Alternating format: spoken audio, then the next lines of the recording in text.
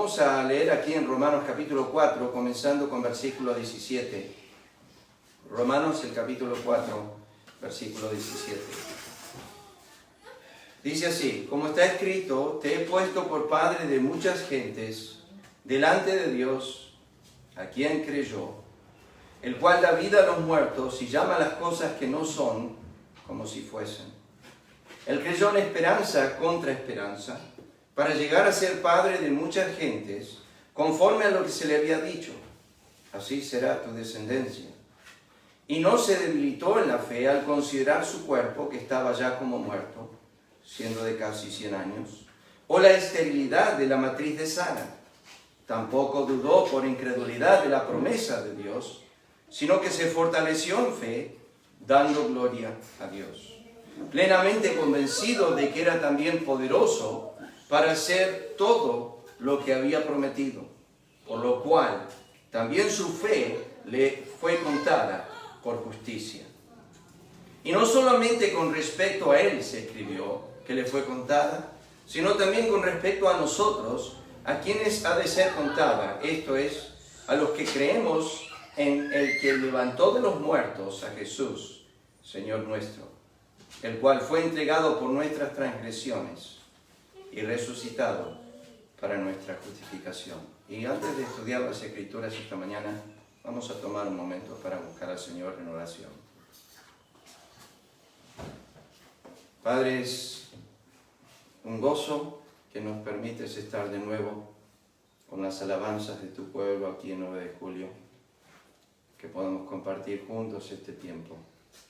Gracias por este hogar que nos recibe y que podemos reunirnos, como dice tu palabra, la iglesia que está en la casa de Lucas.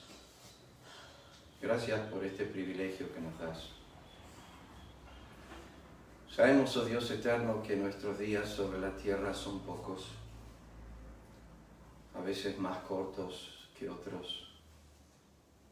Gracias te damos, oh Dios, por la misericordia que nos has concedido, no de la vida solamente, sino de abrir nuestros ojos. Y no entendemos, oh Dios, todo lo que implica que un día en nuestro espíritu se dijo como el Señor le dijo al ciego: sea abierto.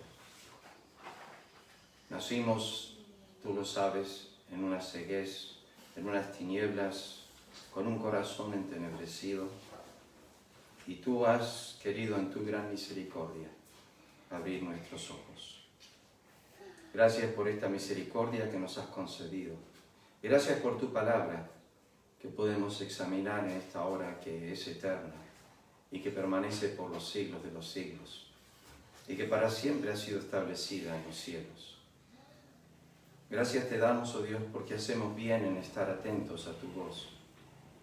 Y esta palabra que hemos leído es más firme que la que se recibió del cielo cuando Cristo estaba en el monte de la transfiguración.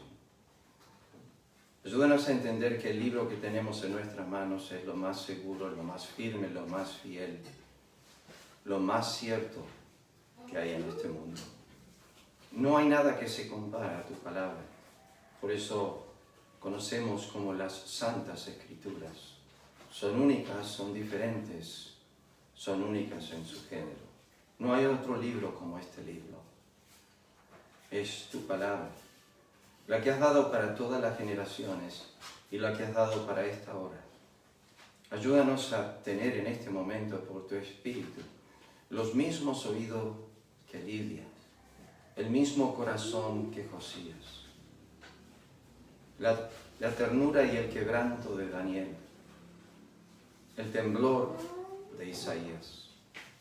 Danos, oh Dios, en esta mañana el saber que estamos delante de tu palabra, que es verdad, que es sumamente pura.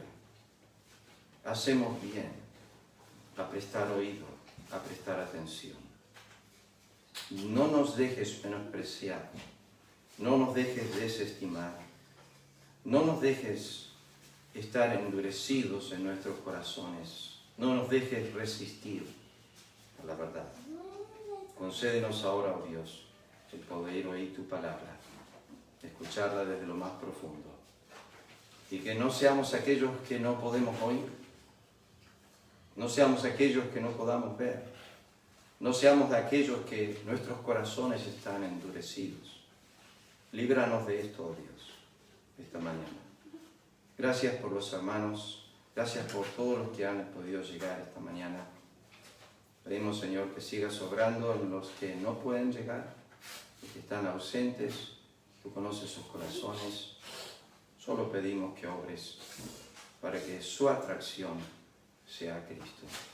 Que sean atraídos a la cruz, que sean atraídos al Evangelio de nuestro Señor. Bendice este tiempo juntos. Lo pedimos en el nombre de Cristo. Amén. No quiero dar un repaso, hermanos, porque llevaría mucho tiempo. Yo mismo estaba mirando algunos de mis mensajes para más o menos recordar lo que había compartido con ustedes la última vez que, bueno, el Señor permitió que yo pudiese compartir.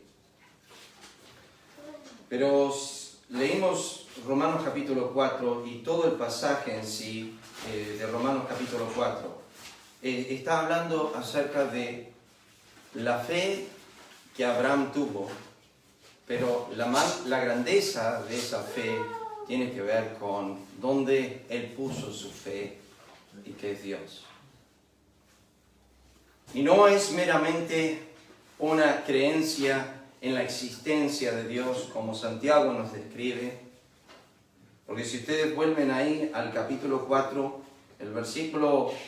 desde el versículo 14 al 16, hace Pablo el contraste entre la gracia de Dios y las obras de la ley. Se hace también el contraste en Romanos capítulo 4, los primeros 9 versículos aproximadamente, entre la fe y las obras. Y finalmente, cuando llegamos al versículo 17, comienza el contraste entre el poder de Dios y la debilidad del hombre.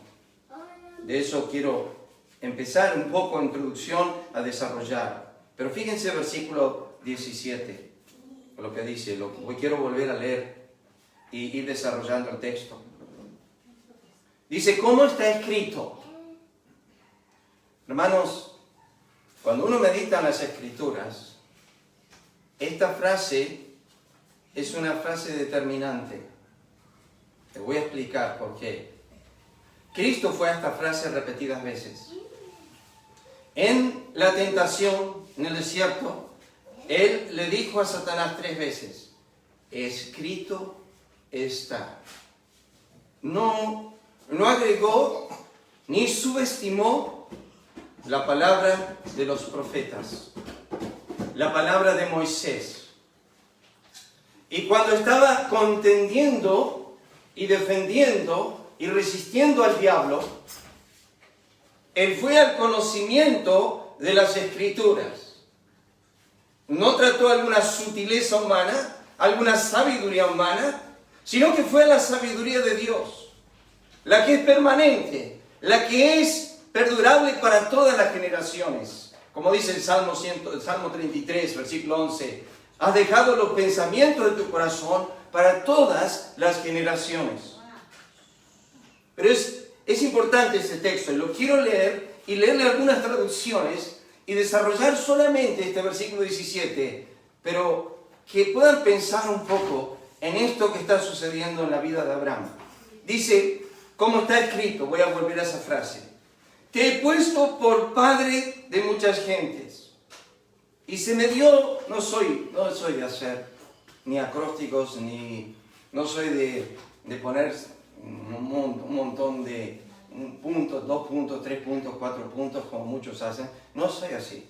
Pero noté en el texto algo que me resalta. Primero dice cómo está escrito, y enseguida eso me llevó a la palabra de Dios. Pero la segunda frase me lleva a otro aspecto de la palabra de Dios. Te he puesto por padre de muchas gentes. Se estudia la vida de Abraham, desde que él sale de Ur de los Caldeos hasta que muere. Solamente tiene 2 hijos. 2. Y sin embargo, Dios le dice, te voy a hacer padre de multitud. Pero en la vida de Abraham, él nunca ve el cumplimiento de la promesa de Dios. Si alguien se acercaba a Abraham y le preguntaba, ¿cómo te llamas? Él decía, padre de multitud, porque eso significaba Abraham, padre de mucha gente. Pero era humillante para Abraham. Y le preguntaban, ¿y cuántos hijos tenés? Y hasta los 99, Abraham decía, ninguno. Ninguno. Pero Dios te hizo promesa. Sí. Y no me debilito en la promesa de Dios. Creo a Dios. Pero ¿dónde está tu hijo? ¿Dónde están tus hijos? ¿Dónde está la multitud de gente que Dios te prometió? No está. No tengo. Entonces la primera frase, fíjense el versículo 17, dice como está escrito, eso es la palabra de Dios, te he puesto por padre muchas gentes, eso es la promesa de Dios, delante de Dios, eso es la presencia de Dios, a quien creyó, eso se refiere a la firmeza o fidelidad de Dios, el cual da vida a los muertos, eso es el poder de la resurrección de Dios, y llama las cosas que no son como si fuesen. Ese es el poder de la creación de Dios. O sea, el texto está plagado de Dios. El texto es Dios. Le leo algunas traducciones. Como dice la Escritura, te he constituido padre de muchos pueblos. Y lo es ante Dios en quien creyó. ¿Saben qué importante que es eso, hermanos? Que no importa si ante los hombres no está pasando nada. Lo importante es si Dios lo dijo. Mi padre, cuando era chico, me decía una frase que se utilizaba mucho en sus días cuando estaba en Estados Unidos. La frase traducida es así: Dios lo dijo, yo lo creo, y eso es suficiente para mí. Dios lo dijo, y yo lo creo, y eso es suficiente para mí. Muchas veces yo contendía con mi tío. Yo iba con las escritoras para pelear con él y argumentar con él. Y yo me acuerdo muchas veces que él decía, ¿sabes qué, Colby? Me decía, no lo entiendo, pero una cosa sé, Dios lo dijo, yo lo creo, eso es suficiente para mí. Abraham tenía que por 25 años decir, Dios lo dijo, yo lo creo, eso es suficiente para mí. Pero no está pasando, Abraham, no. Pero ni se está cumpliendo, ¿verdad? Sí. ¿Y dónde está tu hijo prometido? ¿Y dónde está la multitud? Como yo te puedo decir hoy, es que Dios lo dijo, yo lo creo, y eso es suficiente para mí. Más que eso no te puedo decir. Acá está, esta mañana, parte de esa multitud. Se están reuniendo en todo el mundo. Los hijos de Abraham. No los de carne meramente, sino los de Gálatas 3:9. Los hijos de la fe en todo el mundo. Dios dijo, serás padre de una muchedumbre de gente. Dios no estaba hablando meramente de un grupo judío terrenal, sino de un grupo inmenso de almas de fe, los cuales Dios llamó hijos de Abraham, y llamó a Abraham padre de los hijos de la fe. Pero en el día de Abraham, en su existencia, él no vio el cumplimiento a pleno de la promesa. Sin embargo, hoy nosotros vemos que Dios no quedó atrás y que aún Abraham, no estando presente, Dios es fiel a su promesa, a su siervo, y Él sigue cumpliendo su promesa, aun cuando su siervo no está presente para verla. Porque la promesa de Dios se cumple aun cuando yo no estoy presente. Escuchen, otra traducción. Como dice la Escritura, te he hecho padre de muchas naciones. Este es el Dios en quien Abraham creyó, el Dios que da vida a los muertos y crea las cosas que aún no existen. Déjenme llevarles a la primera frase. ¿Cómo está escrito? ¿A qué se refiere la Biblia con esto?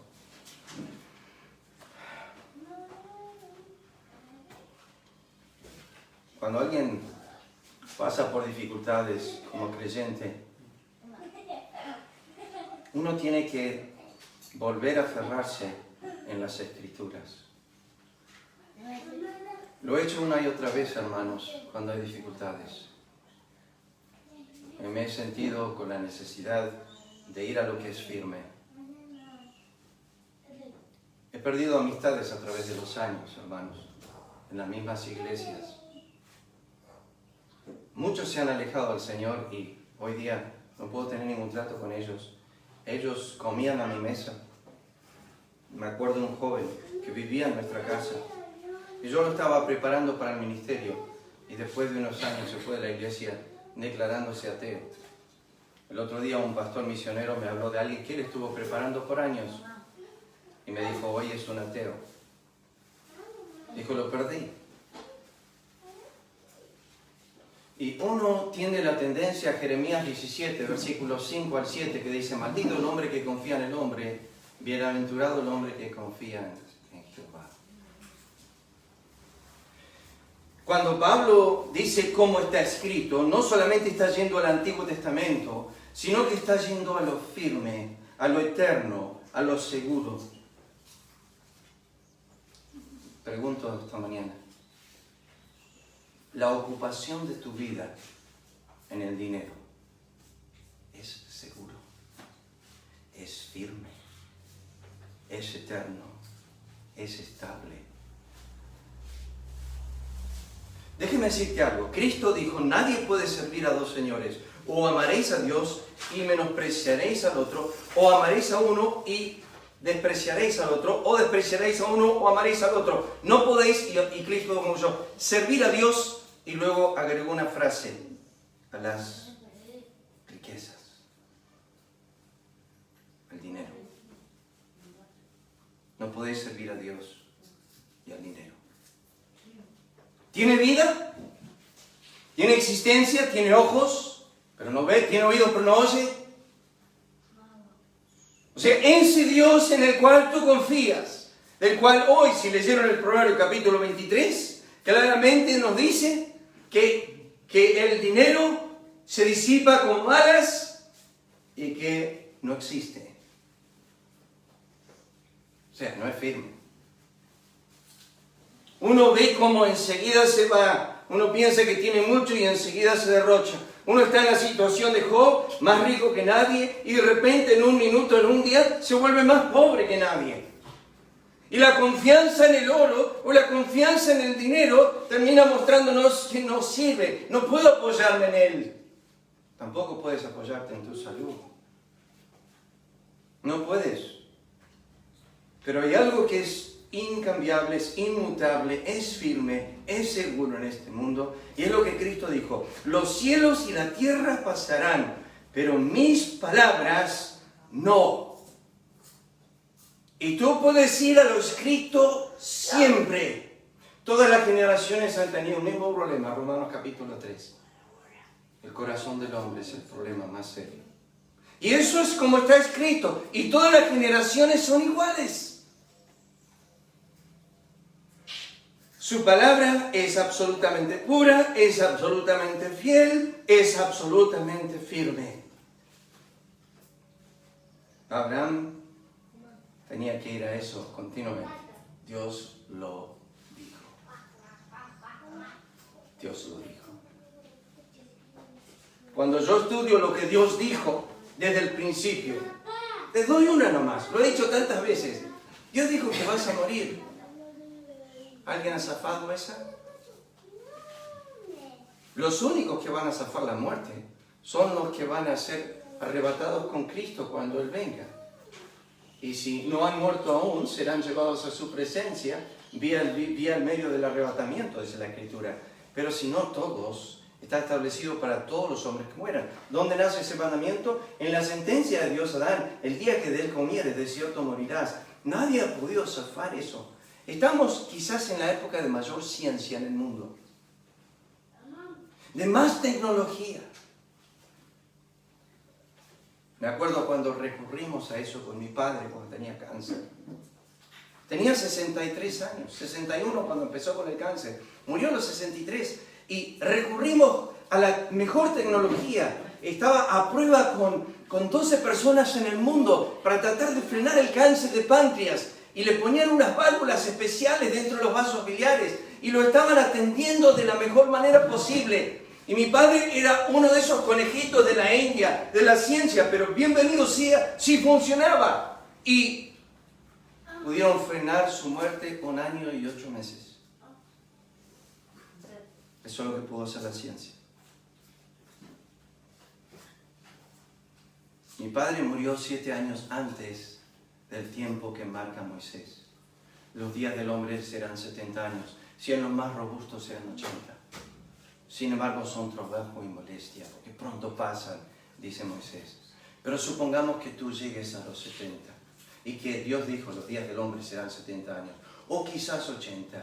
Mi madre ya pasó a los 85 años. Me abrazó el otro día cuando nos veníamos, y me dijo, si no nos vemos, nos veremos con el Señor. Yo dije, yo no pienso volver mamá por mucho tiempo. Bueno, dice, Colby, tu hermana dice va a hacer una fiesta si yo llego a los 90. ¿Venís para eso? Y le dije, obvio, si cumplís 90, sí voy. Pero no pienso ir antes, le dije. Le dije, pero, me dijo, bueno, en este cuerpo estamos momentáneamente. Tiene 85. Tiene muchos problemas a esa edad. Pero no podemos desafiar el mero mandato de Dios, de cierto morirás. No lo podemos desafiar. Está escrito, no podemos violar esa ley. Lo pienso en el mar. Siempre pienso en eso de Job, capítulo 18. Había cerrado el mar, lo había hecho todo. Y yo lo imagino de esta forma. Se da vuelta a Dios para hacer otra cosa. Momento. Miró al mar y le dijo, hasta aquí llegarás y no pasarás. Este es tu límite. El mar, en todos los años de la existencia de la tierra, no ha podido cruzar ese límite puesto por Dios, al menos que lo haya determinado Él. Hasta aquí llegarás y no pasarás. Es una ordenanza divina.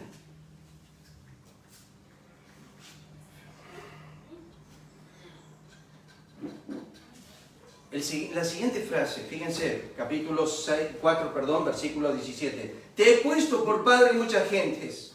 Esta es una promesa de Dios. Es interesante que muchas veces se acompaña la palabra de Dios con la promesa de Dios y las dos van juntas.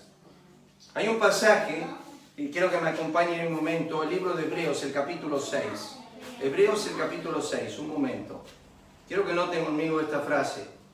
Hebreos, capítulo 6, versículo 17. Dice, por lo cual, queriendo Dios mostrar más abundantemente a los herederos de la promesa la inmutabilidad de su consejo, interpuso juramento, para que por dos cosas inmutables, en las cuales es imposible que Dios mienta, tengamos un fortísimo consuelo, lo que hemos acudido para asirnos de la esperanza puesta delante de nosotros. Tenemos dos cosas aquí, la promesa de Dios y la palabra de Dios. Son como el cordón que describe Eclesiastés. Cordón de tres dobleces es imposible de romper. Aquí Dios quiere asegurar tu corazón que lo que Él dijo es verdad. Entonces, ¿qué hace Dios? En Génesis, viene Abraham y le dice, para que vos estés seguro que lo que yo te estoy diciendo es verdad, te lo juro y siempre se jura por alguien mayor. Y miró Dios arriba y dijo, no hay nadie más grande que yo, te lo juro por mí. Te lo juro por mí mismo. O sea, Abraham, si no se cumple, yo dejo de ser santo, porque la Biblia dice, juré por mi santidad que no mentiré. Te lo juro, no voy a mentir. Lo que yo dije, lo voy a hacer. De haberlo dicho es suficiente, pero agrego al dicho el juramento, la promesa. Me pongo en pacto contigo que no voy a mentir. Entonces Abraham tenía la palabra de Dios y ahora tenía la promesa de Dios. El problema es que Abraham en todos sus días no vio su cumplimiento, pero eso no hizo a Dios infiel. Abraham vio la primera chispa del cumplimiento de la palabra de Dios. Un solo hijo. Pero la Biblia dice que él iba a ser padre de mucha gente. Déjenme saltear. Quiero que noten conmigo la siguiente frase del texto. Primeramente dice el apóstol Pablo, en versículo 17, como está escrito, te he puesto por padre de muchas gentes. Una frase muy común en el Nuevo Testamento, Pablo lo usa mucho, es la frase delante de Dios. No sé cómo decir esto, hermanos, pero esto es una frase que me ha impactado a través de los años. Romanos termina, versículo 18, capítulo 3, diciendo, no hay temor de Dios delante de sus ojos. Lucas es uno que enfatiza más esta frase en el Nuevo Testamento. Empieza con Zacarías y Elizabeth, dice, eran ambos justos delante de Dios. Y Zacarías se presentó delante de Dios. Y Juan el Bautista iba a ser grande delante de Dios. Y utiliza esa frase delante de Dios repetidas veces. Y la palabra frase delante de Dios que la utiliza el profeta Elías cuando dice, yo soy Elías que vivo en la presencia de Dios. El ángel vino a Zacarías y le dijo, yo soy el ángel Gabriel que vivo delante de Dios. ¿De qué está hablando? De estar a los ojos de, consciente de que Dios me está viendo continuamente y que mi vida la vivo delante de Dios. ¿Sí? Cuando haces eso que está mal, cuando lo haces en la noche oculta donde nadie te está viendo, tú piensas ciertamente que no lo estoy haciendo delante de nadie. Y sin embargo, Salmo 139, que leyó Mauro esta mañana, dice que las tinieblas y la luz te son iguales. Que no importa dónde te escondas, en cualquier escondrijo de la tierra. Hebreos capítulo 4 dice la Escritura, todas las cosas están desnudas, abiertas a los ojos de aquel a quien tenemos que dar cuenta. Todo está delante de Dios siempre. Tu vida está delante de Dios. Tus pensamientos están delante de Dios. Tu corazón está delante de Dios. El Seol y el Abadón están delante de Él, dice la Escritura. ¿Cuánto más los corazones de los hijos de los hombres? Dios se acercó a Abraham y le dijo, anda delante de mí. ¿Qué le estaba diciendo? Quiero que seas consciente que los ojos de Jehová te están mirando en todo tiempo. Abraham, tienes mi palabra, tienes mi promesa, pero quiero que te acuerdes una cosa más. Tienes mi presencia. Siempre. Moisés dijo, si tu presencia no va con nosotros, no nos lleves. ¿Eres consciente que si estás en el trabajo, en tu casa, o si estás oculto en las tinieblas de tu corazón, estás delante de Dios? Pablo dijo en 2 Corintios capítulo 4, hablamos de parte de Dios y delante de Dios. Era una conducta natural de Pablo. Él dijo, todas estas cosas las hago delante de Dios con limpia conciencia. Cuando Pablo aparezca en el cielo, va a decir, ¡ay! No sabía que me estabas mirando. Pablo dijo, yo viví con la mirada de Dios a todos mis hechos, a todos mis pensamientos. Yo soy consciente, dice Pablo, que mi vida estaba delante de Dios. Dios le dijo a Abraham, quiero que sepas que mi palabra, mi promesa, mi presencia están contigo siempre. consciente de eso? Hay algo triste, hermanos, pero es una realidad. Apocalipsis 14 dice que el infierno va a ser expuesto a los ojos de los ángeles y del Cordero. Dice la Biblia, sufrirán delante de los ángeles y delante del Cordero. Alguien me preguntó años atrás si yo como creyente voy a ver a los impíos sufriendo en el infierno. La Biblia no nos dice nada de eso. Lo que sí la Biblia nos dice, que los ángeles y Dios sí ven las almas sufriendo. Yo no sé qué harías si tú te ves en la presencia de Dios y tu hijo ausente y lo pudieses ver en el infierno sufrir. No sé si eso va a ser posible, no lo creo. Al menos que Dios haga una transformación en nuestros corazones, pero no hay referencia de que haya una persistencia de nuestros ojos mirando a aquellos que han sido apartados eternamente y para siempre. Lo que sí sé es que Dios le dijo a Abraham, confía en mi palabra, en mi promesa, y mi presencia estará contigo siempre. La presencia de los ojos de Dios debe ser algo que gobierne tu conducta. Hoy yo sé que a veces nosotros pecamos contra Dios. Yo lo sé eso. Pero nuestra conducta debe ser siempre delante de Jehová. Él nos está mirando. Yo les conté la historia esa.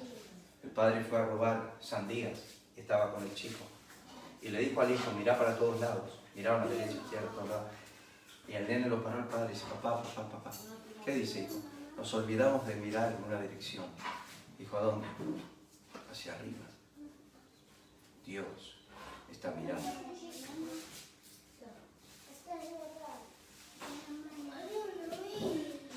Voy a dejar las últimas dos frases del texto porque tienen un desarrollo precioso. Yo estoy sintiendo calor y noto en sus caras que está diciendo, volvió el que habla largo y tendido. Y estamos con calor, pastor. Piensen entonces esta mañana en las palabras de Pablo a Abraham. De Abraham, como está escrito, te he puesto y anda delante de mí. Tremendo cómo Dios estaba en la vida de Abraham. Estaba en la palabra viviente, en la promesa viviente y en la presencia viviente. Una vez se mira a hombres antiguos y dice, ¿qué tenían de Dios? Nosotros en el Nuevo Testamento tenemos mucho más, queridos hermanos. Abraham tenía la palabra de Dios, tenía la promesa de Dios y tenía la presencia de Dios. Y lo que sigue el texto es, tenía el poder de Dios, tenía la resurrección, dice, el que resucita a los muertos. Por eso es lo que tuvo que ser Dios para que venga un hijo a Abraham. Pero la Biblia dice que llama las cosas que no son, como si fuesen.